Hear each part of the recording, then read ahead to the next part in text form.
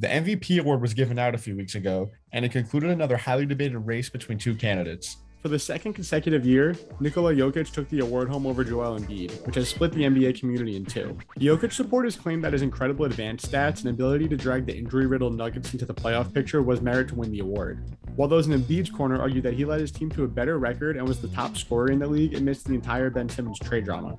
Regardless of who you personally think deserved to win, one thing is clear: it's going to be much more difficult to confidently pick a winner in the years to come, mainly because the MVP is an award that seems to be changing its meaning.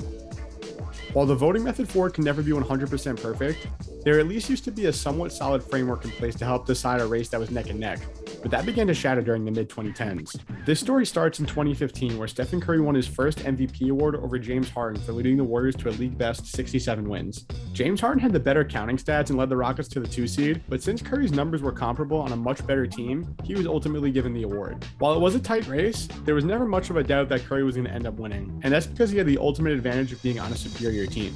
Looking at the past races over the last 25 years or so, the deciding factor that typically led to a player getting the MVP over another was pretty much always team record. For example, Derrick Rose won the MVP in 2011 over LeBron James because he led his Bulls to the best record in the NBA despite his team dealing with a ton of injuries throughout the season. Was Derrick Rose better than LeBron that season? Definitely not. LeBron clearly had the better counting stats, but his team didn't quite perform to their sky-high expectations that season, which led to voters looking elsewhere when deciding a winner. And since D Rose had a great regular season and his team won 62 games, he was given the award.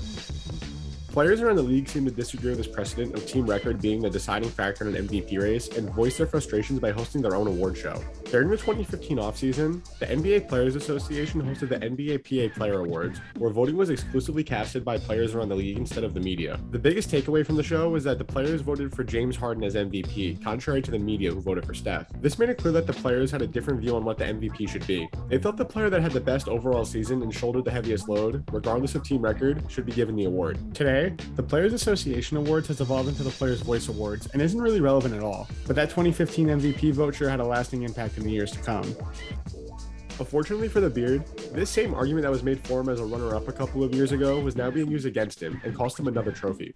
In 2017, Harden was once again an MVP frontrunner thanks to a historically great season where he averaged 29 points, 11 assists, and 8 rebounds a game to lead the Rockets to the 3 seed in a stacked Western Conference. But this was also the same year that Russell Westbrook became the first player to average a triple-double in 55 years. He led the league in scoring with 31 points a game, while pulling in 10 rebounds and dishing out 10 assists a night to drag the Thunder to the playoffs without Kevin Durant, which was seen as an incredible carry job. Even though Harden had comparable stats with a better team record just like Curry did, he ultimately came up short in MVP voting again, resulting in Westbrook being rewarded for his record-breaking year. Westbrook beating out Harden showed that voters had heard the complaints about the 2015 MVP and were beginning to stray away from the methods of the past, which essentially broke the award as a whole. Was team record a perfect option to fall back on? No, but at least it gave us an idea of what the MVP usually looked like. But now, there's so much gray area that it's seemingly impossible to have a clear-cut winner. And to prove that, just take a look at some of the MVP races since Westbrook won the award. In 2018, James Harden finally won for averaging 30 points a game while leading the Rockets to 65 wins, but many people argue that LeBron should have won for having better all-around numbers and carrying an awful Cavs team to 50 wins.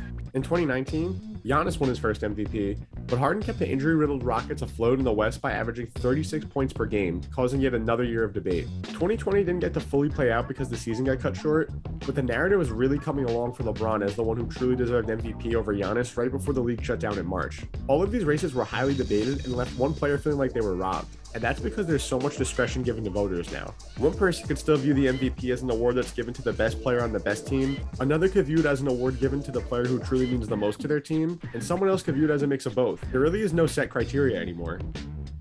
This brings us to the 2022 MVP race, which is a perfect example of how it's impossible to properly choose a winner. Looking at the numbers, Embiid had one of the best scoring seasons from a big man that we've ever seen, putting up an efficient 30.6 points per game on nearly 50% shooting to lead the league in scoring. Prior to him, there hasn't been a center that's led the league in scoring since Shaq did back in 2000, where he also won MVP. On top of his offensive brilliance, Joel was also one of the best defensive big men in the league, averaging both 1.5 blocks a night along with 1.1 steals per game.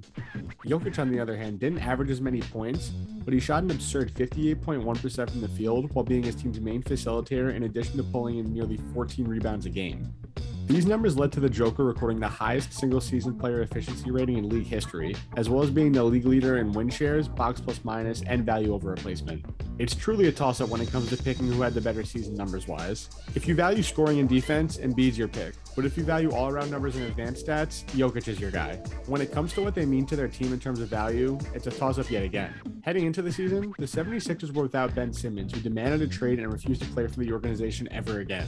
Joel still put up his aforementioned monster numbers to lead Philly to 51 wins and a top 4 seed in the superior Eastern Conference, but he did get some help along the way as he played with James Harden from mid-February onwards. The Nuggets, however, didn't have such luck when it came to putting talent around Jokic.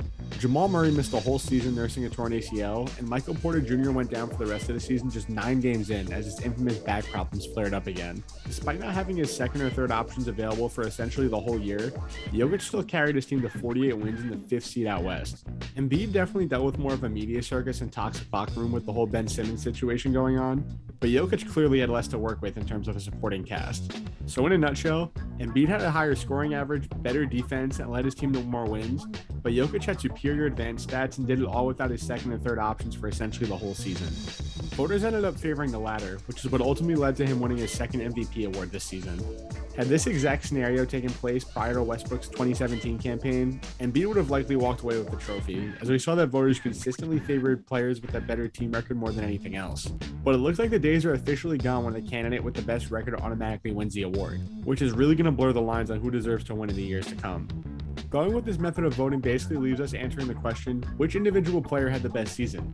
This definitely sounds like the correct definition of an MVP, but the decision is so much more difficult to accurately make because there's no concrete metric to definitively say who's the best. You can argue that Joel Embiid had a historic scoring season while leading his team to more wins, but then again, the record-breaking advanced stats of Jokic are hard to ignore. There were also people who thought that Devin Booker deserved consideration for leading the Suns to 64 wins and the best record in the league. On top of that, many thought Giannis was getting the LeBron treatment and wasn't given a fair chance because the media was tired of giving him the award each season. Depending on what you value, you can make a compelling case for a handful of players in the league, which is where I think the real problem lies. I honestly think this comes down to the sheer amount of superstar talent that's in the league right now. For the longest time, it's felt like there's been a player that is head and shoulders above the rest of the league. Jordan had his time, Kobe had his time, LeBron had his time, and now it seems like it's Giannis' time. But that gap between one and the field seems to be a bit closer than it was in years past. If you ask me, I'd say that Giannis is the consensus best player in the league, but there's plenty of guys who aren't too far off from his level. Jokic, Embiid, Luka, Steph, Tatum, Kevin Durant, and Ja Morant all seem like MVP caliber players who can realistically win the award next season. Barring any injuries, we can expect them to continue putting up incredible numbers. And if we go by the new precedent that Westbrook and Jokic have set, you no longer have to be on a top team, you just have to make the playoffs, which all of these players will. It's not unreasonable to expect at least two of these guys to have an historic season in the coming years like Embiid and Jokic just did. And without a general guideline on requirements to be an MVP, there's going to be a whole lot more of debates that go in circles for the years to come. So I want to know what you guys think. Who do you think deserved MVP this year? Why do you think it's so hard to choose an MVP these days? And who do you think is going to win it next year? Let me know in the comments, subscribe for more, and I'll see you guys next time.